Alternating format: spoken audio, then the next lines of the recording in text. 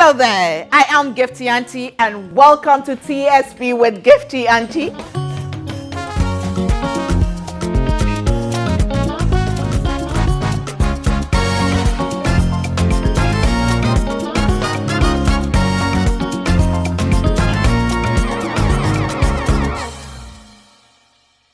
Hello there, how is the month of March treating you? You know, March is Women's Month on TSP with me, Gifty Anti. Welcome, welcome, welcome, welcome. And today is a super, in fact, I'm excited and I'm nervous. I'm sure you've heard me mention her name over and over and over again. There isn't any platform that I'm on that I don't mention this woman's name. She is my professional godmother. She's been a sister, she's been a friend, she's been a confidant. In fact, she's the reason I fell in love with journalism in the first place. You know my story, right? I wanted to do PR. Yeah, she's the reason because through her, my story made it on the front page of Ghanaian Times. And that's another story for another. Read my books, you know the story. But ladies and gentlemen, today we get to capture the untold story of the one and only Mrs. Lys Hayfron Asare.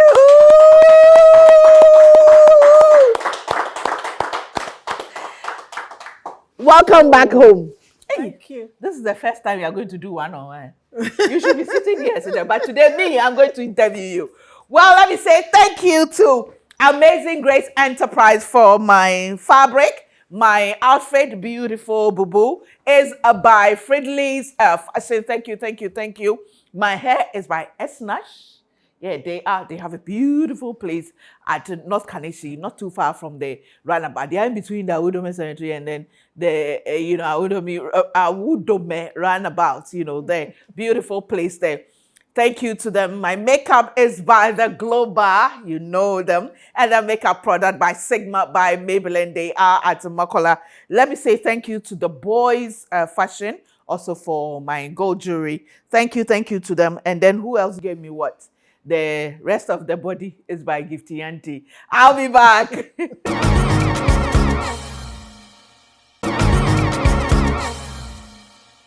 Welcome back to TSP with me, Gifty Anti. If you're just joining us today, I finally get to sit down to have a one-on-one with my professional godmother, my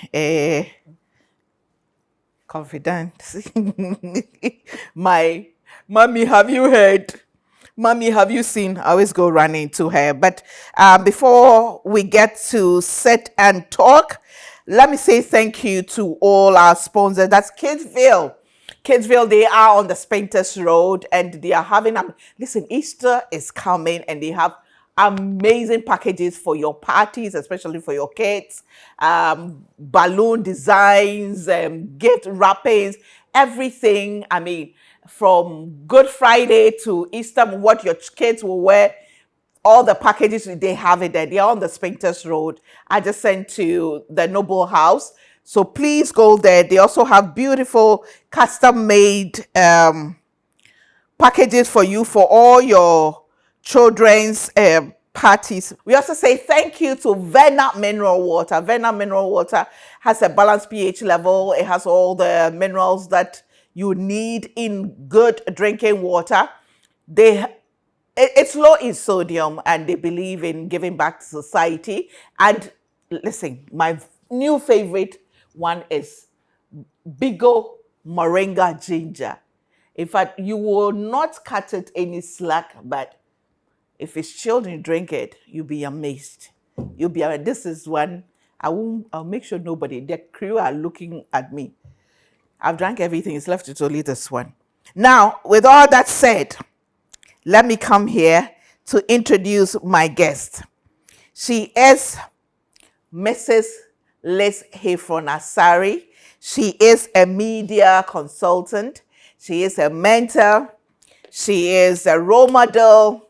She is an international speaker. She is a mother. And she's a grandmother. That's when I knew she was going to smile. A wife, a daughter, A wife, a daughter, a sister, a friend, a cousin, an auntie, everything.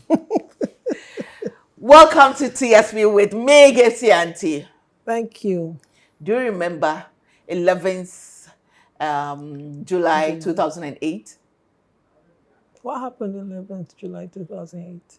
That's when the Standpoint started.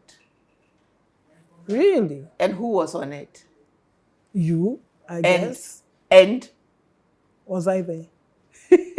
You were the first person I started with. It was 4 of us.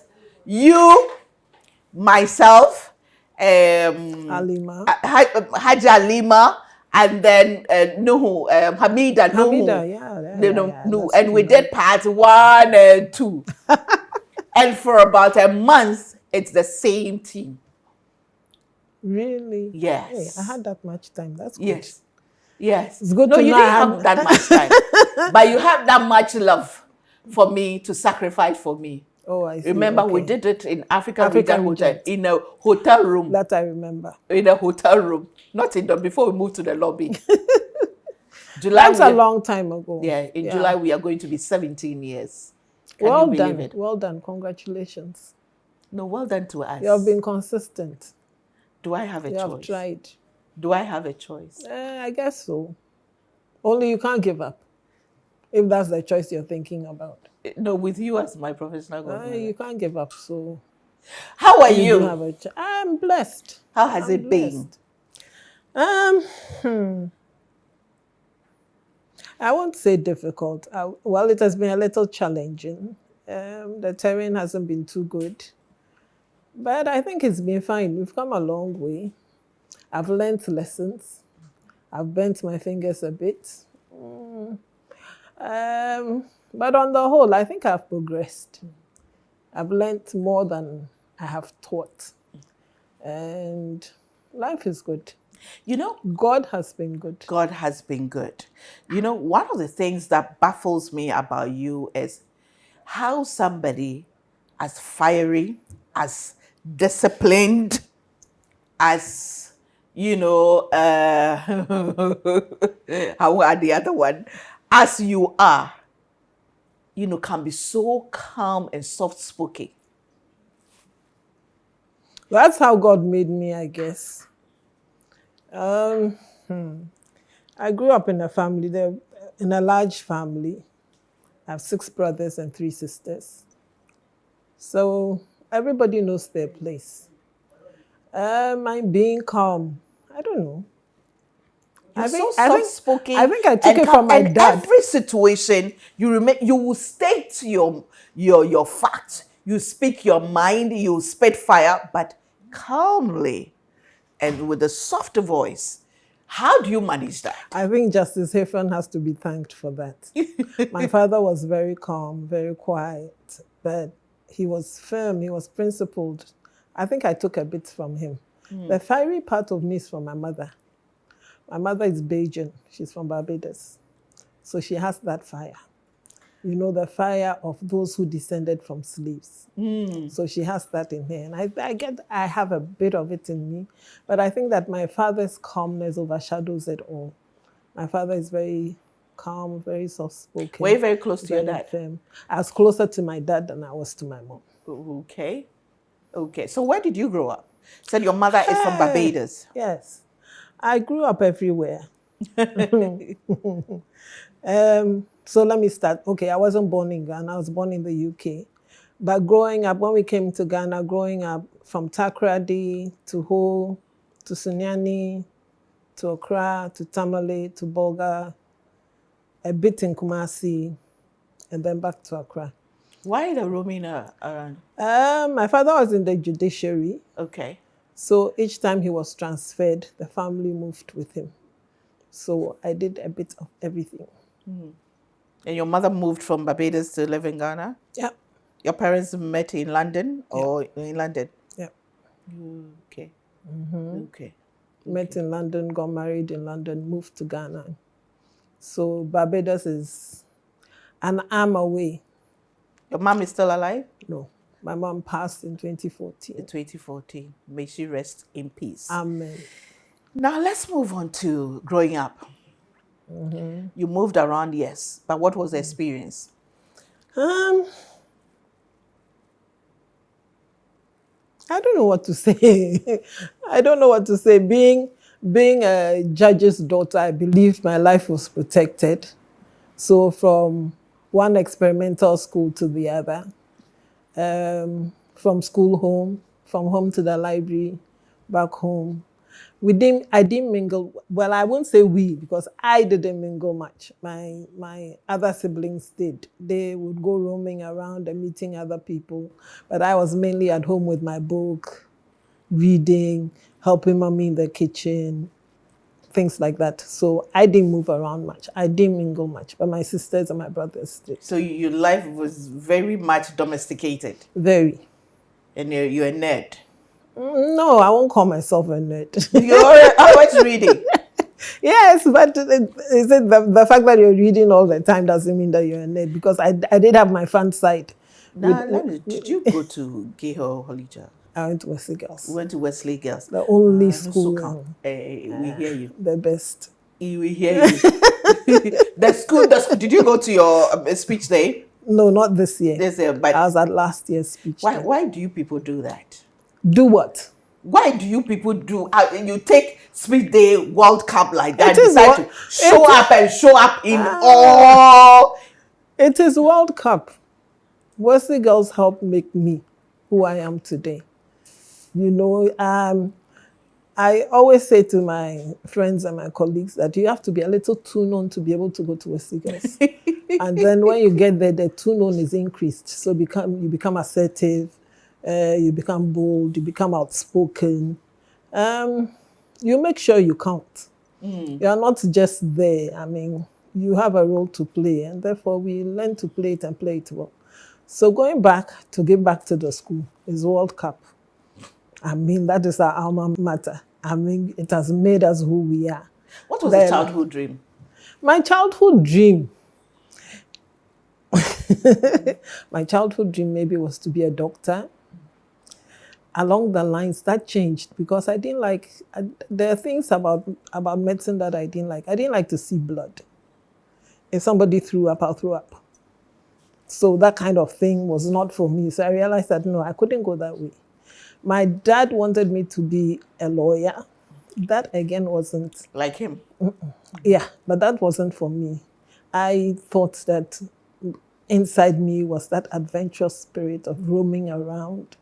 So I looked around. I tried to do a few things. Didn't work. So I settled for journalism, much to the chagrin of my father and my mother, because they didn't want that line for me. But I realized that that's the way I wanted to. You settled for journalism, so you didn't go in there willingly. I had a couple of choices. I think I took what best suited me, what I wanted to do. Okay. So I was not like forced into going to do journalism. I chose journalism because I thought that it would give me a wider scope to work with. I'd meet more people. I'd be able to travel. I'd see more. I'd learn more. So that's why I settled for journalism. And did you achieve that? Yes, I have. I've met all kinds of people. Some of the people, if I name, people open their eyes and open their mouths wide and wonder, where did she meet so and so and so. But I've met quite a number of people. I've learned from quite a number of people. It was interesting for me to sit at the feet of Maya Angelou. Okay. Maya Angelou. So you see, I've been around a bit, you know. I was privileged to be on the International Visitors Program to the US.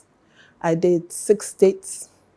I met governors, I met senators, I met House of Commons. I've been to the UK, I've met prime ministers. So I've been around. I've been to South Africa. How was the experience? Very humbling, very touching. She was a very down-to-earth woman. She had no airs about her, and that's what I loved about her. She'd talk to anybody, at any time, anywhere. And that's what I loved about her. But I tried to get into her head with regards to how she came out with the poems and the prose that she wrote. I didn't get far.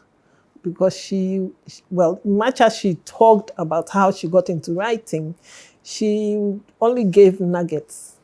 If I'd gotten a little more, but she says that it just came to her naturally. So she writes out of places she's been to, what she sees, and things like that, and that's what moved her.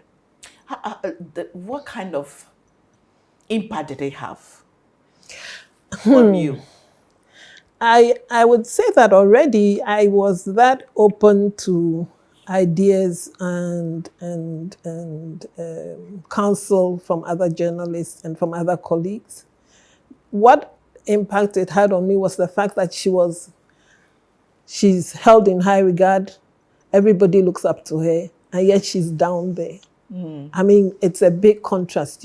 When I was approaching her, I did it with trepidation because I wasn't sure how she was going to react. But she was like, oh, come. You know, and it was at a conference where you'd think that, well, I'm just a reporter. Yeah. The other important people are there to talk to her. But she's like, oh, come, let's talk. You know, and she was very open. And I enjoyed talking to her. Yeah. It's just like my experience with you.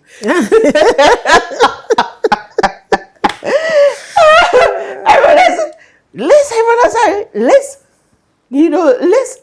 Ghanaian Times, Lys. But I got there, and then I became the one, who got, close to you, who cried most, and still cry. It's okay to cry. I believe that it's better to cry than to bottle up your feelings. When you cry, you let go. Right. I cry, but I don't cry in the open, and I don't cry before people. Right. But I have that side where I deal with the issue and it goes. I realized along the line that sometimes dealing with the issue was not too good for whoever had committed the offense, as I saw it, because they felt that after blasting, that was it with me, but after blasting you, it's gone.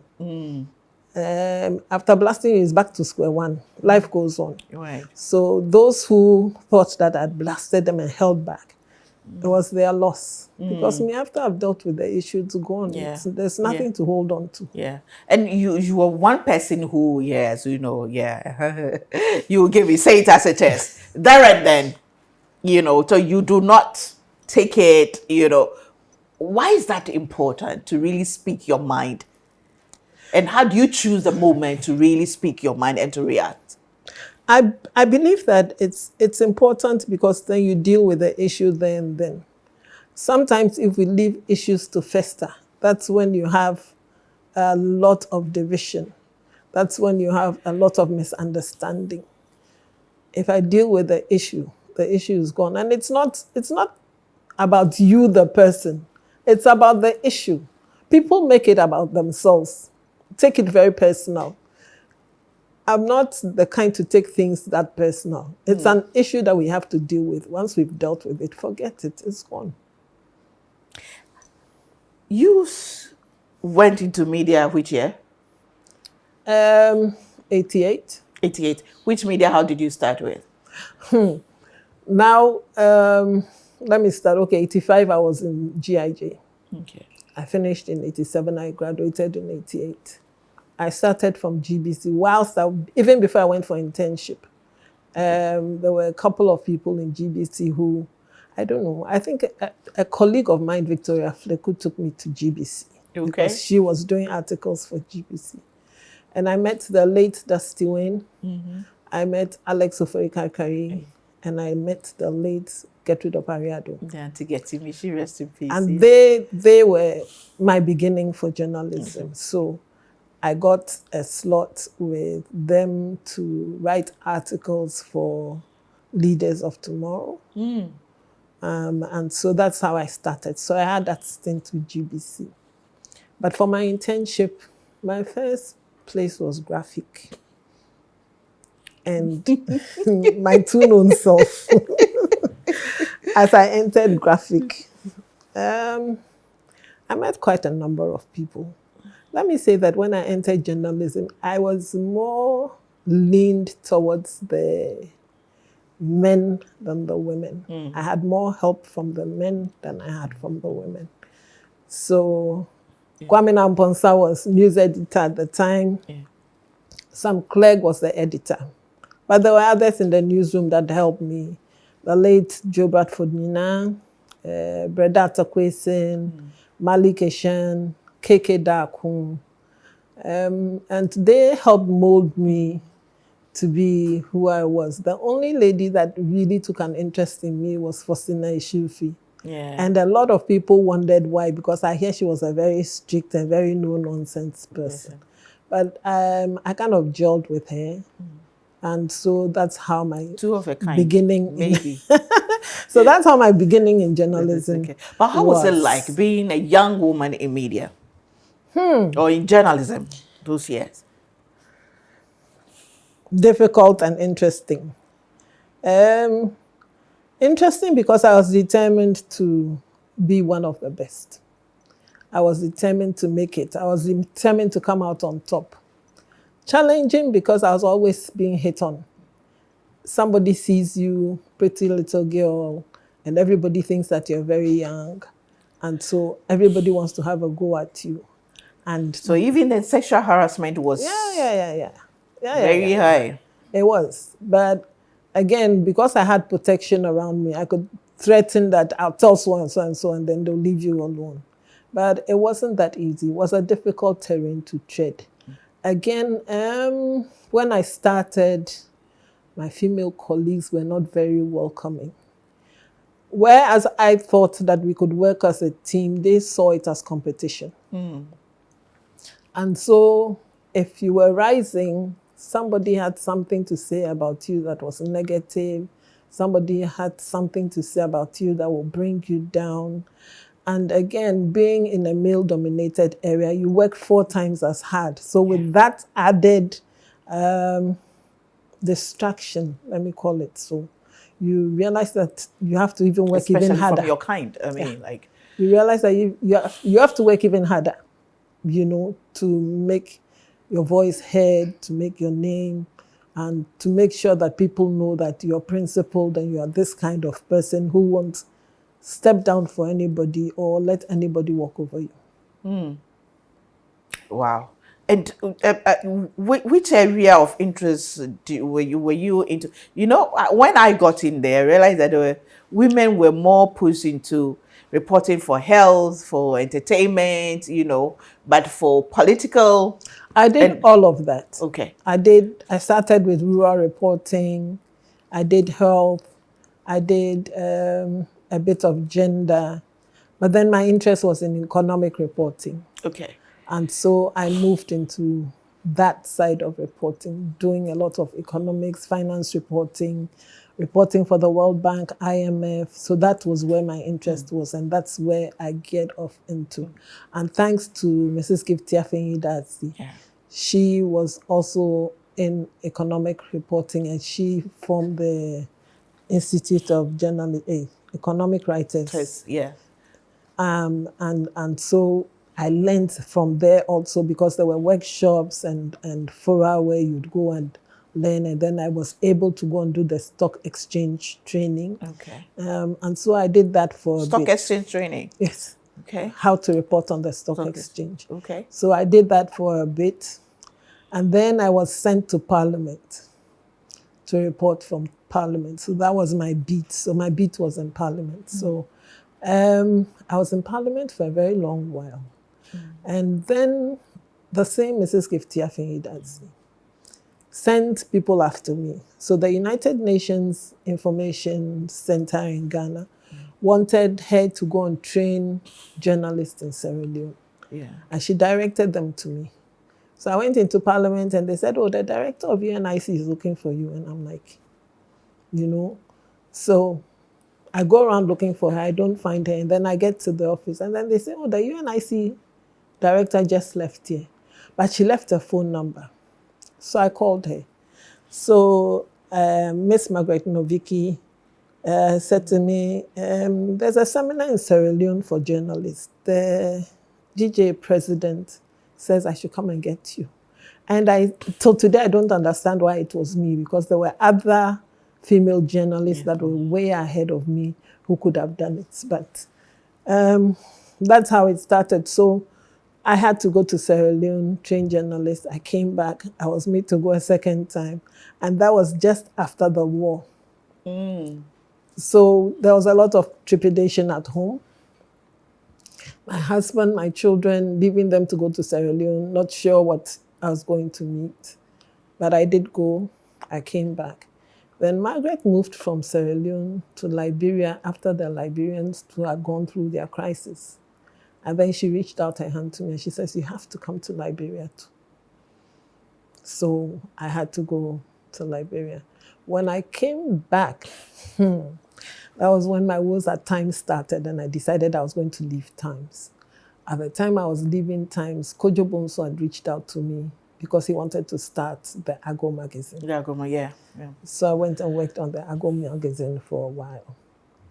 And then when I felt that I wasn't achieving what I wanted the Ago magazine to achieve, I left. And went into full-time media consultancy. Into full-time media consultancy. From Sierra Leone, where there was war, to Liberia, where there was war. And then came back, and then you had to leave Times. Went to Ago magazine. Before I went to Ago magazine, I went up to the north. It was the time of the Dagbon crisis. What did you go and do there? I went to train journalists. Under the United Nations Development Program in Ghana, they had a development and governance office. So when I got back, they reached out to me and says, oh, we have to train journalists in the north. They have to move from this reporting of war into reporting peace and peace reporting and stuff like that. And you have had a stint in Sierra Leone and Liberia. So we want you to be one of the facilitators. So then I went up north. I think I stayed in the north for like 8 months, training journalists, showing them that there were other stories they could get rather than reporting on the war the that was going on. So we tried to move them from reporting negatives to positives, to trying to educate women on things that they had to do, trying to educate them on the reasons why they should wear helmets when they're on their motorbikes, all those kind of things. And then again, whilst I was there, I did this program with Kolebu Teaching Hospital. They had an outreach program where we had doctors go up north to deal with burn cases. Yeah, I remember that project that you worked on, yeah. Deal with burn cases and people who had defects and things like that. So that one too was started. What do you think actually kept pulling you back into, these training programs for journalists?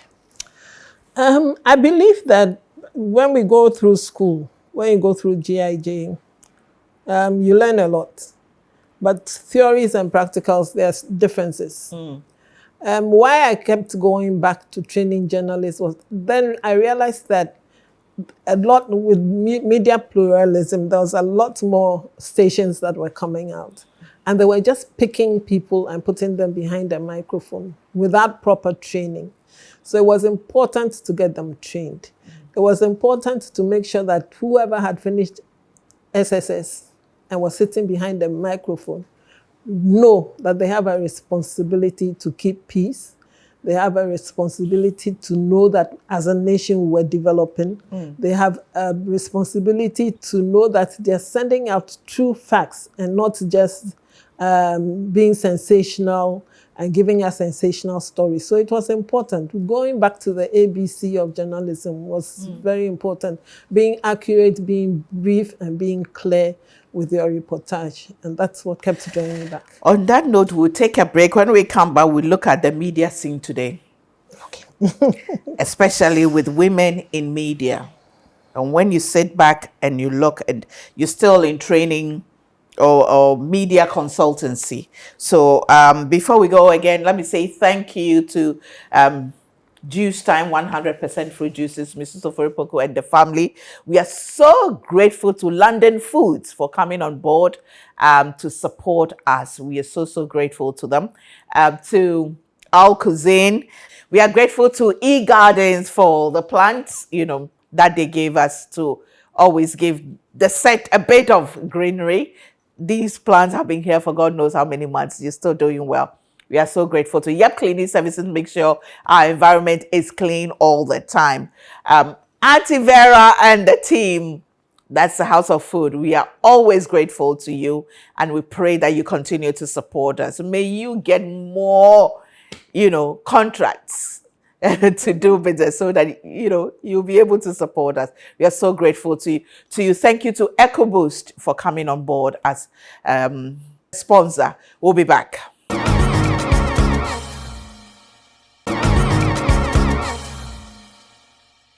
Welcome back to TSP with me, Gifty Anti, and I say thank you to Amazing Grace Enterprise for my fabric. They are 2 opposite the fire service. The dress was made by Fridley's Fashions. Thank you so much to her. My hair, Esnash. They're on Instagram as well. Follow them. You get the direction. Telephone numbers are on screen. If you want to go and braid your hair, I recommend you go there. They don't take long. Trust me, fast. No way. Thank you to the Glow Bar for my makeup, as always, and makeup products by Sigma, by Maybelline. That's Sigma Health and Beauty. They are at Mokola. Thank you so much. The gold ring, bracelet, earrings by the Boy Fashions. Grateful to them. Now, let me say thank you to all our sponsors. Thank you to Vena Mineral Water. It has a balanced pH level, low in sodium. It has all the required minerals, and they believe in giving back to society. They have the active Vena Mineral Water, and it gives so much energy. You should try it. And I've told you already, they also make Bigo drinks and other, brands and products. And the Bigo Moringa Ginger is my favorite now. Really nice. You should try it. It's new on the market. I hear they have the lemonade as well. I haven't tried that one, but I'm told that once I try the lemonade, I'll change my mind. But still, until then, it's the Moringa and Ginger for me. We are grateful to Zen Gardens for our beautiful plants. Auntie Akushika, thank you for all those who sponsor us, who support us. We are so grateful to them. Auntie Lys, Yes. how come you never contested for any GDA position? Both locally and internationally. That's the fraternity. Should I be candid? Be candid. Okay. So even though I joined the Ghana Journalists Association, I was not too happy about the formation of the Ghana Journalists Association, because I entered and I realized that anyone who worked in the media could join the Ghana Journalists Association. I thought that the GJA should be exclusive to journalists. It was not. And so I started a campaign. It didn't get far. And so I decided that, this was not an institution I wanted to head. You had photographers, you had people who just worked in the media, you had writers, all kinds of people in there, and not journalists only. So, who is a journalist? I believe that a journalist is one who has gone through training. So you train to be a journalist. You should have gone through school, so you know the do's and don'ts of journalism. People are of the view that you can learn journalism on the job, and I said no matter how long you stay in somebody's chambers and contribute to legal matters, you don't become a lawyer. So why do we think that anybody who just stays in the media house and contributes to journalism becomes a journalist? Interestingly, I've also held that view. Yeah. And I also joined in the campaign at a point, but we're told that according to UN convention, all you need is to work in a media house for 2 years, and then you qualify to be a journalist. Have you seen that convention? No. Neither have I. Okay. That's a good point. I haven't made a point to look up. And so I thought that I didn't want to be in any GGA executive position because it would be against what I believed in. Do you still hold that view? Yes, I do. When you look at the GDA now, as it's constituted, what's your view? I won't look at when it. it comes to the well-being of journalists Well, or the welfare of the journalists. welfare of journalists. I think that it still leaves a lot to be desired. And if you're looking at the broad spectrum as they hold it today, because anybody who has registered to be a member of GDA is assumed to be a journalist. And that is where my problem is, because you have cameramen. Maybe you could do photojournalism and become but people who just take pictures and write captions do not necessarily end up being journalists. Then journalists, if you're a photojournalist, I believe we should be able to write a story as regards to the photo that you've taken. And I'm not seeing that. Today's GDA, I don't want to comment because I believe that it's still a mixture of everybody in it. And so it becomes difficult. It becomes difficult not only for the journalists themselves, but for the executive. Right. And so when people are flaying the journalist, it probably is not the journalist per se. It could be somebody who probably is in the media house or works for that media house. That is the problem, or that is causing the issue. And if those things are not addressed, it will take us a long time, because journalists must be trained. If you're trained on the job, then you must be able to sit an exam that journalists have sat and be able to pass it to be called a journalist. So it's as being called a media person is different from a journalist. Exactly. And now and it's different from a writer. And different from a writer. Yes. So you could write, and you could write very good articles, but it doesn't necessarily mean that you're a journalist. And now with the advent of social media, that's everybody's a journalist. And all you need is the data. And that's why you realize that there's a lot of sensationalism. Right. True journalists are more factual when they're writing. And so they would give you facts. And true journalists would always give you the 5 W's and an H. So once you don't see that in the story. The when, the what, the why, the where, the who, and the how. You know. And so if you don't see that in a story, you know that the person is just writing. And that's why we have a lot of sensationalism today, because people just hear things and think that they can run with it. And because it will be published, then they claim that they are journalists. What about the empowerment of women? Empowerment of women. I believe that gradually we started well. I don't know where the slowing down came in, but we started well.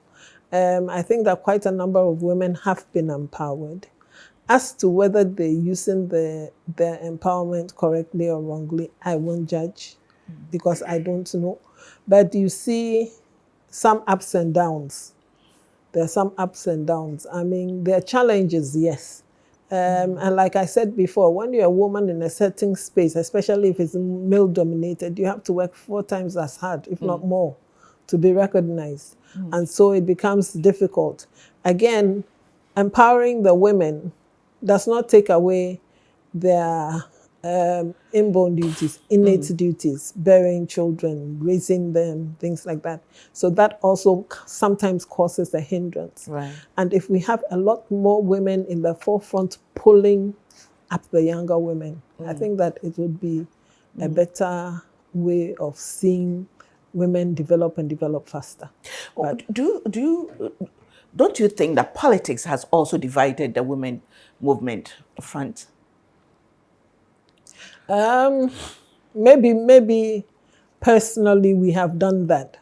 But I think that collectively, if we stand together, and I agree with you to an extent, because when you look at the women's front, even with the caucuses in Parliament, you realize that it's always one side against the other side instead of the women standing together. And I remember when I was in Parliament, you couldn't get a full caucus of the women. There was always some division. There was always somebody disagreeing. So it didn't start today? No. And like you said, on political lines, we tend to divide ourselves. And sitting back, because I've decided that I won't be partisan. I'd sit and watch. I'm political, yes, but I won't be partisan. And if we can, even if we are partisan and you can erase the fact that what is wrong is wrong. I mean, you can stand up to the fact that what is wrong, and look forward to ensuring unity. It will be better for all of us, but it doesn't look like it's happening in the near future. We are too entrenched in our positions to want to come together in any agreement. And does it frustrate you? Sometimes, because I get into trouble. I mean, I've gotten into trouble quite a lot where I've been colored a certain way. And then people realize that, oh, that's not her color. And then when they realize that that's not her color, then it's too late, because now they want you to do something and they don't know how to approach you. So then it becomes a hindrance. But I have said, if you approach me, I'd open up anyway. And so if we are not partisan, let's be political, yes. Let's not be too entrenched in our partisanship, because that divides us. In Ghana first. Always. Ghana first, always. You're a Ghanaian. Oh, you are Barbadians. Let me tell you how somebody described me. The person said that I'm a Brit Fanti Carib. A Brit Fanti Carib. Okay, so you're a British Fanti and a Caribbean. Okay, but what has kept you going? Never giving up on this passion you have, not just for the media, but for the development of the industry. There's the media fraternity training, and also making sure that the very few who approach to you do. I mean, somebody like me, I'm sure you've been asked several times, what is it? Why are you not giving up on this girl? Why are you not giving up on this girl? This, that. But then you were one person who you seem to, when you decide on something, you stay true to it to the very end. And I think that that's what everybody should do. If you see something and it's good and you can make it better, why don't you make it better? What keeps me going? The love for the job, I think. I also think that my background, my Christian background, has a lot to do with it. If Jesus had given up, we wouldn't be where we are, would we? We wouldn't have been saved, would we? If you give up on people, what do you expect to see them as tomorrow? So I believe that that's what drives me. I always think that I can give back. But let me say also that the people who have also invested in me, I didn't get here by myself. I didn't get here alone. There are people who would call me and say, oh, you could have done this better, or you should do this, or come and let's sit down and let's have a chat, So I've had people encourage me. I've had people support me. And I believe that the same support and encouragement I get is what I give. And I know that the more you give, the more you get. So definitely the more I give, the more I'll get. The better. In the long run, seeing the person at the end of the road, seeing you move higher and higher is a lot of satisfaction for me. I've seen so many young girls move higher. I've seen young girls who felt that there was nothing they could do move from that state, because I've talked to them, to a state where they work and they try to be better than they were before. So I see them sometimes and they say, oh, Auntie Lys, you don't remember me. And I'm like, remind me. He says, oh, when you came to train us in Tamale, I was so and so and so and so, but now I'm so and so and so and so. And it gives me a lot of satisfaction because I know that the little that I've put in has yielded much. You're a mother of 4? Yes, biologically. Biologically, yes. So 3 boys, 3 handsome boys, and then 1 beautiful lady. Yes. Mommy's handbag. What was, or what is the greatest sacrifice you've had to make in terms of when you were in active, practice? I think that my greatest sacrifice was not joining the UN full time. At the time, they wanted me to, and I still remember my number anyway. You still remember your number? At the time, they wanted me to join the UN full time. My boys were now entering teenage years. Okay. And I felt that leaving them at that stage was going to be a difficulty. I mean, when you leave your young men at the 18 years and they come home and there's no mommy, there's no daddy, and it's a field day for them, they can get into anything, you won't like the end result. So I had to pull back. I had to pull back going into the UN full time because where they were taking me to, I wouldn't have been able to go with my boys because they were now entering, the eldest one was entering secondary school, the others were in JHS and so on. And so I had to sacrifice. I had to hold back, make sure that my children were proper. And I'm glad to say that they've turned out to be excellent young men. So no regrets. No. But at that time, how did you feel? I had to sacrifice because the money was good. The money they were offering was good. I wasn't making that much in Ghana. But again, if I'd left my boys... You chose family over money. Yes, it was important to me at the time. In conclusion, what's your advice to that young lady watching you, or even that older woman watching you and thinking that, I've done it all. I don't even know what to do. The young lady who's saying there's so much, especially on social media, and very confused and doesn't know what to do with her life. What have you got to say? For the older women, I'd say that there's a lot you can give back. A lot of women retire and think that it's all about themselves. They've done it all. They've gotten to the top. They've achieved. But there's a lot more you can do that will make you satisfied. Reach out to that young girl who looks up to you and sees you as a role model and says, hey, she has gone far. When will I get there? Let us as women help each other. Let us encourage each other. And let us bring the young girls up. There's a lot we can invest in our young ladies. Okay. And we don't have to do it, you don't always have to do it through societies. Sometimes in church, I just go and sit in the young people's church just to watch people, just advising them on even how they dress to come to church. Would go a long way. And I give advice and try hard not to criticize. What we end up doing is criticizing the girls instead of encouraging them. Sometimes they don't even know better because they feel that, well, if I wear this thing and my mom thinks it's okay, it's okay. Yeah. And sometimes that's all they have. Yeah. So encouraging them. There's so many things in our wardrobes that we can give away. What I do now is sometimes I just unpick them and then I see a young girl and I said, oh, this used to be my dress. I've unpicked it, but let them sew something for you and let me know how much it costs and I'll pay for it. So these are the little things we can do to encourage the younger ones. And when they see that we are interested in them and we are showing them love, they will behave. They will behave. And to the young lady? The young ladies that are coming up, some of them are too no.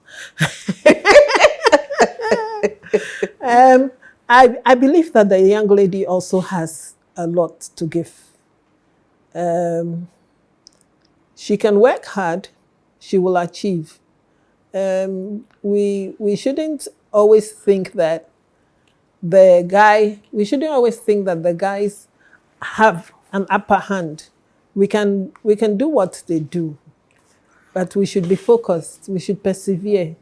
We should know that we should strive for excellence. The young ladies can, especially those who are in corporate organizations. If you work hard, you'll be recognized. Hard work never did kill anybody. it only makes you better. So just put in the work and make sure that you do your best for God and country. Right. It's not always for self-aggrandizement, Right. which is what people look at. People look at where I want to be tomorrow. I want to be so and so. I want to be so and so and so.